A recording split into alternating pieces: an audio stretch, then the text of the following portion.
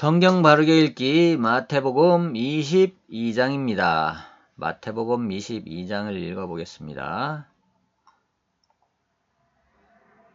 마태복음 22장입니다.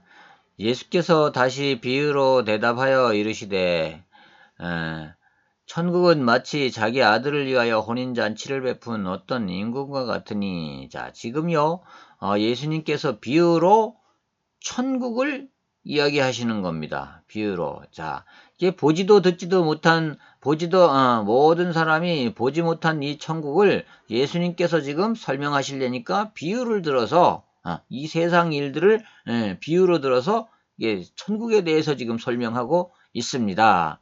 자, 그래서 예수님은요, 마태복음에서요, 마태가 기록하기를, 자, 천국에 대해서 세세하게 이렇게 기록을 했습니다. 그래서요, 예수님은요, 자, 우리를 천국으로 인도하기 위해서 오신 분인 거예요. 그러니, 말할 때마다 천국에 대해서 얘기하시는 겁니다, 지금. 천국은 마치 자기 아들을 위하여 혼인잔치를 베푼 어떤 임금과 같으니. 자, 천국은 혼인잔치장과 같다는 거예요. 근데 그 임금님이 베푸는 혼인잔치와 같다는 거예요. 천국의 임금이 베푼 그 종들을 보내어 그 청한 사람들을 혼인잔치에 오라 하였더니 오기를 싫어하거늘. 자, 그런데 자, 사람들을 이제 종들을 보내가지고 자, 그 천국에 청한 사람들을 혼인잔치에 오라고 했더니 오기를 싫어한다 이 말이에요. 그래서 다시 다른 종들을 보내며 이르되 청한 사람들에게 이르기를 내가 오찬을 준비하되 나의 소와 살진 짐승을 잡고 모든 것을 갖추었으니 혼인잔치에 오소서 하라 하였더니. 자, 이제 잔치를 완벽하게 준비했으니까 자, 이제 와라. 오시오 라고 얘기했습니다. 그들이 돌아보지도 않고 한 사람은 자기 밭으로, 한 사람은 사업하러 가고, 밭으로 한 사람은 자기 사업하러 가고, 그 남은 자들은 종들을 잡아 모욕하고 죽이니. 자, 근데요, 이 혼인잔치에 청한 사람, 천국잔치에 청한 사람들을요, 어떻게 해요? 자, 어떤 사람은 관심 없다 그러고, 어떤 사람은 자기 일 때문에 못 오고요, 어떤 사람은요, 자, 근데요, 그것까진 좋은데, 이 청하러 간 사람들을 막 잡아 죽이는 겁니다. 이게 지금 천국의 현실이라는 거예요. 임금이 노하여 군대를 보내어 그 살인한 자들을 진멸하고 그 동대를 불사르고 이에 종들에게 이르되 혼인잔치는 준비되었으나 청한 사람은 합당치 아니하니. 자, 그러니까요, 이 관심 없는 자들, 돌아보지 않는 자들, 이 종들을 잡아 죽이는 자들을 다 진멸해 버린다는 거예요. 그리고 이제 다른 종들에게, 이 종들에게 이르되 혼인잔치는 준비되었으나 청한 사람들은 합당하지 않다. 자, 저 악한 자들은 합당하지 않다. 그러니 자, 네 거리에 가서 사람을 만나는 대로 혼인잔치에 청하여 오라 한대. 자, 그러니까 이제 네 거리에 가서 종들에게 이제 만나는 대로 아무나 데리고 와라. 이렇게 얘기를 한 겁니다. 그러니까 종들이 길에 나가 악한 자나 선한 자나 만나는 대로 모두 데려오니 혼인잔치에 손님이 가득한지라. 자, 이제 아무나 막 데려오니까 손님이 많은 거예요. 많이 왔단 말이에요. 자, 임금이 손님들을 보러 들어올세 거기서 예복 입지 않은 한 사람을 보고. 근데요, 자, 예복을 입어야 되는 혼인잔치요, 여기는. 자, 여기 예복을 입어야 되는 혼인잔치입니다. 이르되 친구여 어찌하여 예복을 입지 않고 여기 들어왔느냐 하니 그가 아무 말도 못하거늘 임금이 사환들에게 말하되 그 손발을 묶어 바깥 어두운 데에 내던지라 거기서 슬피 울며 이를 갈게 되리라 하니라. 자, 이 천국을 얘기하시면서요. 자, 이 예수님이 얘기하는 이 천국 잔치는 자, 요렇게 된다는 겁니다. 예복을 입지 아니하면 들어와도 결국은 쫓겨나게 된다는 겁니다. 이렇게 되는 잔치라는 겁니다. 자, 청함을 받은 자는 많되 택함을 입은 자는 적으니라. 그래서요, 자, 천국에는요, 천국잔치에는 청함을 받은 자는 많은데 택함을 받은 자는 적게 된다는 겁니다. 이 얘기입니다.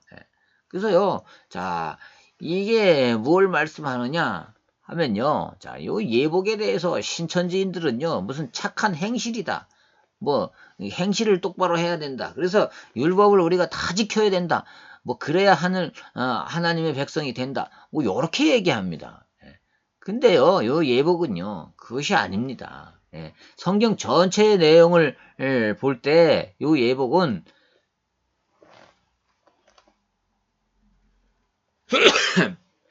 그것이 아니고, 자, 이 에베소서 1장 13절에 나오는 성령의 인침을 받은 자를 얘기하는 겁니다. 우리의 예복은요, 무슨요, 행위로 입는 것이 아닙니다. 행위로 되는 것이 아닙니다. 예. 그러니까 성령께서 인친 자, 이 예복은요, 혼인잔치에 참여할 자격이 있는 표시입니다. 예. 표시입니다. 이 표시를 어디다 하는 겁니까? 어떻게 하는 겁니까? 누가 보증을 하는 겁니까? 에베소서에 기록하기를요, 성령이 이 보증한다고 그랬습니다. 성령이요. 그래서요, 요것은요, 성령의 인침을 받은 것이 예복을 입은 자로 이렇게 보는 것이 맞는 겁니다. 네. 또요, 이에 바리새인들이 가서 어떻게 하면 예수를 말의 올무에 걸리게 할까 상의하고, 자, 그런데요, 자, 요것은 사실은요, 요 전에 얘기한 것은요, 바리새인들을 칭하는 거란 말이에요. 바리새인들을 빗대어서 예수님이 얘기한 거예요. 이 참여하지 못하는 자들을요. 이 혼인잔치에서 그러니까 관심 없다 그러고 자기 일 때문에 나는 관심 없다 그러고 이런 사람들요. 진멸당하는 사람들을 요 바리새인들을 빗대서 니들이 바로 그런 사람들이야 하는 뉘앙스로 지금 말하고 있거든요. 오케이? 자, 그러니까요. 어떻게 하면 예수를 말의 올무에 걸리게 할까 상의하고 자기 제자들을, 자, 이 바리새인들의 제자들을 헤롯 당원들과 함께 예수께 보내어 말하되, 선생님이여, 우리가 아노니 당신은 참되시고 진리로 하나님의 도를 가르치시며 아무 거리끼는 일이 없으시니 이는 사람을 외모로 보지 아니하심이니이다. 그러면 당신의 생각에는 어떠한지 우리에게 이르소서. 가이사에게 세금을 바치는 것이 옳으니까 옳지 아니하니까 하니, 예수께서 그들의 악함을 아시고 이르시되, 외식하는 자들아 어찌하여 나를 실험하느냐. 세금 낼 돈을 내게 보이라 하시니 데나리온 하나를 가져왔거늘, 예수께서 말씀하시되, 이 형상과 이 글이 누구의 것이냐? 이르되 가이사의 것이니이다. 이에 이르시되, 그런즉 가이사의 것은 가이사에게, 하나님의 것은 하나님께 바치라 하시니, 그들이 이 말씀을 듣고 놀랍게 여겨 예수를 떠나 가니라. 자, 요 시험에 대한 시험거리를 바리새인들이 헤롯 당원들과 함께 가지고 왔습니다. 자, 그래서요, 예수님이 하신 말씀은 이게 무슨 뜻이에요? 이 바리새인들이 지금 이렇게 물어보는 겁니다. 자, 이 땅에 이제 로마가 우리를 지배하고 있는데, 가이사가 지배하고 있는데, 우리가 이거 바치는 것은, 세금 바치는 것은, 이게 뭡니까, 나라의 역적이 아닙니까? 이렇게 물어본답니다. 물어보는 겁니다. 그러니까 예수님께서 하시는 말씀이, 이 땅에 가이사의 통치를 받고 있으면 그에게 세금을 마땅히 바쳐야 된다 하는 것을 얘기하는 거죠. 예. 그러니까 땅의 것은 땅에, 하늘의 것은 하늘에, 이런 논리로 말씀을 하시는 겁니다. 그러니까 이 바리새인들이 할 말이 없는 겁니다. 자, 부활이 없다 하는 사두개인들이 그날 예수께 와서 물어 이르되, 또 이제 사두개인들이 왔어요. 요 사람들은 무슨 부활이 있냐고, 죽으면 그만이지, 요렇게 얘기하는 사람들이란 말이에요. 선생님이여, 모세가 일렀으되, 자, 이제 모세의 말을 통하여서 하는 겁니다. 사람이 만일 자식이 없이 죽으면 그 동생이 그 아내에게 장가들어 형을 위하여 상속자를 세울지니라 하였나이다. 모세가 이렇게 기록을 했단 말이에요. 자, 우리 중에 7형제가 있었는데 마지가 장가들었다 가지고 상속자가 없으므로 그 아내를 동생에게 물려주고, 그 둘째와 셋째로 7째까지 그렇게 하다가 최후에 그 여자도 죽었나이다. 자, 만일 요렇게 7번을 거쳐간, 7형제를 거쳐간 여자가 있다 그러면, 자, 그런즉 그들이 다 그를 취하였으니, 자, 일곱 번이나 결혼을 했으니, 자, 부활 때에는 일곱 중에 누구의 아내가 되리라. 이 땅에서 아내가 되었으니, 부활 때에는 그때 가면은, 그러면은, 다 부활한다 그러면, 그럼 누구 아내가 돼야 되냐? 이거, 어떻게 설명을 하냐? 그러니까 이게 부활이 있을 수가 없는 거 아니냐? 요렇게 얘기한단 말이에요. 사두개인들이. 예수께서 대답하여 이르시되 너희가 성경도 하나님의 능력도 알지 못하는 거로 오해하였도다. 자, 부활 때에는 장가도 아니가고 시집도 아니가고 하늘에 있는 천사들과 같으니라. 예. 니들이 부활 때의 그런 그 하늘나라의 부활 때의 그런 규례에 대해서 알지를 못하는구나. 부활 때는 장가도 아니가고 시집도 아니간다. 결혼하는 일이 없다. 예. 하늘에 있는 천사들과 같다. 그런 영적 존재들이다. 예. 결혼도 필요 없고 이런 시집도 갈 필요가 없는 그런 존재들이라는 겁니다. 예. 그럴 것이요. 이제요. 천국에서는 애기 낳고 애기 키우고 이러는 일이 없어요. 예. 예. 없다고요. 예. 그러니까 그럴 수밖에 없죠. 죽은 자의 부활을 논할진대 하나님이 너희에게 말씀하신 바 나는 아브라함의 하나님이요 이삭의 하나님이요 야곱의 하나님이로라 하신 것을 읽어보지 못하였느냐. 하나님은 죽은 자의 하나님이 아니요 살아있는 자의 하나님이시라 하시니라. 무리가 듣고 그의 가르치심에 놀라더라. 자, 그러니까요. 자, 하나님이 직접 말씀하시기를 나는 아브라함의 하나님이요 이삭의 하나님이요 야곱의 하나님이요 라고 하신 것을 읽어보지 못하였느냐 말이죠. 예. 자, 모세가 쓴 창세기예요. 이렇게 기록됐어요. 근데 모세가 창세기를 기록할 때는 이미 아브라함과 이삭과 야곱은 다 죽고 없을 때입니다. 근데 이렇게 기록했단 말이에요. 근데 나는 아브라함의 하나님이요 이삭의 하나님이요 야곱의 하나님이라 하는지 어떻게 사람들이 다 죽고 없는데 부활도 안 했는데 부활하지 못해서 죽고 없는데 어떻게 하나님이 그들을 내가 아브라함의 하나님이요 이삭의 하나님이요 야곱의 하나님이라고 그렇게 말할 수가 있겠냐 이거예요. 그러니까 하나님이 이렇게 말했다는 것은 아브라함도 이삭도 야곱도 부활했다는 걸 증거한다는 겁니다. 증명한다는 겁니다. 요 얘기를 지금 요 대목에서 예수님이 하시고 계시는 겁니다. 부활이 없다고 이렇게 주장하는 사두개인들에 대해서 부활이 없다면 어떻게 아브라함이 하나님의 아들이라고 하나님께서 직접 말씀하셨겠냐 이거요. 죽어서 없는데 무슨 그들의 하나님이 되겠냐 이 말씀입니다. 자, 그러니까 우리 지금요 여호와의 증인들 같은 경우에도 부활이 없다고 해요. 영혼은 소멸된다고 하거든요. 이 땅에 있을 때 다행히 이 땅이 하나님이 재창조를 해갖고 바뀌면 있던 사람들이 이렇게 새롭게 변화돼서 영원히 산다. 뭐 요런 얘기를 하는데요. 그건 그렇지가 않습니다. 자, 그러면 부활한 아브라함과 이삭과 야곱이 지금 어디 있단 말입니까? 하나님의 나라에 있는 겁니다. 또 다시요. 예수께서 사두개인들도 대답할 수 없게 하셨다 함을 바리새인들이 듣고 또 바리새인들이 또다시 도전을 하는 겁니다. 예수님을 말의 올무에 걸어 넣으려고.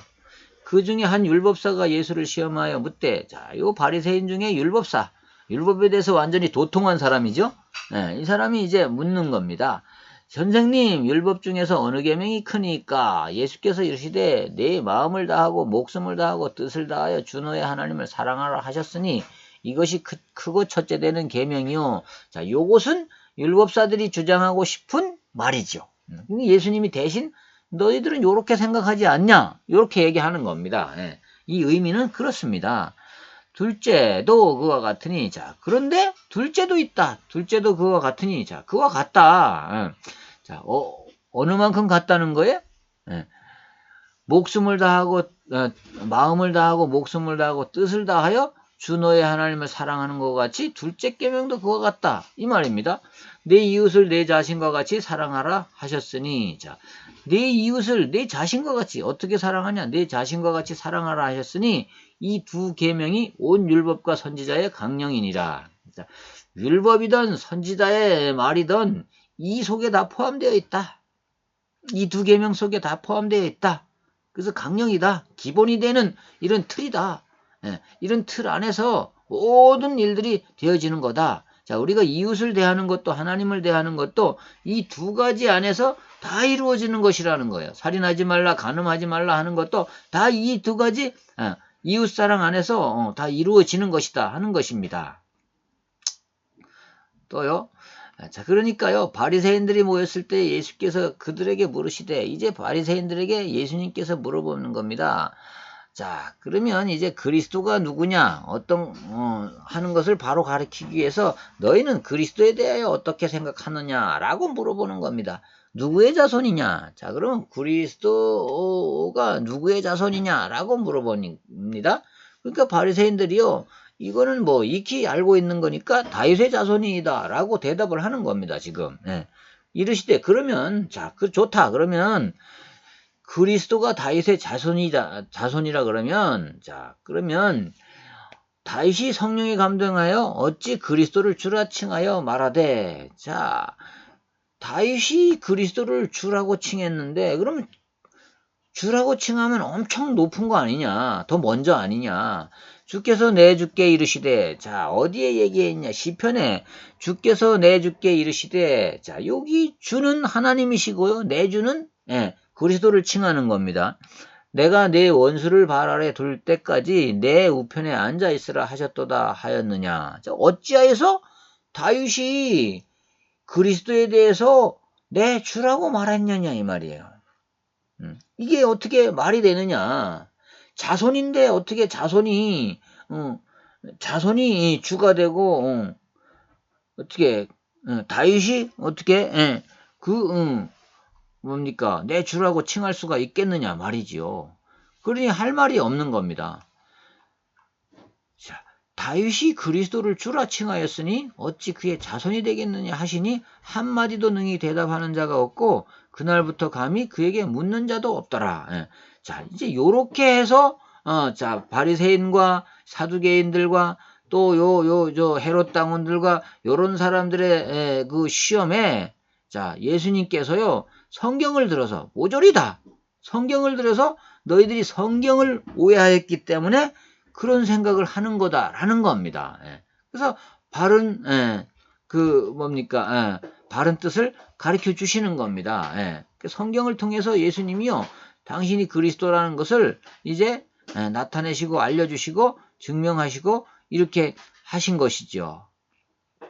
자, 마태복음 22장은요, 천국에 대해서 다시 설명하는 천국의 단편에 대해서 설명하는 겁니다. 예, 그렇게 설명하셨습니다.